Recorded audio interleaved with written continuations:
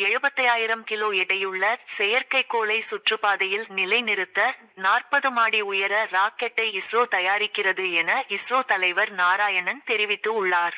தெலுங்கானா மாநிலம் ஹைதராபாத்தில் உள்ள உஸ்மானியா பல்கலைக்கழகத்தின் பட்டமளிப்பு விழாவில் இஸ்ரோ தலைவர் நாராயணன் பேசியதாவது, 40 மாடி கட்டடத்திற்கு சமமான ஒரு பெரிய ராக்கெட்டை இஸ்ரோ உருவாக்கி வருகிறது.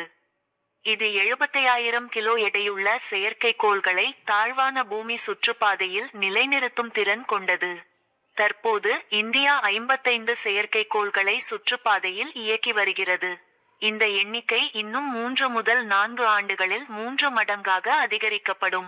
இவ்வாறு அவர் பேசினார். முன்னதாக ஹைதராபாத்தில் நிருபர்கள் சந்திப்பில் இஸ்ரோ தலைவர் நாராயணன் கூறியதாவது, நிசார் செயற்கைக்கோள் அற்புதமாக சிறப்பாக செயல்படுகிறது.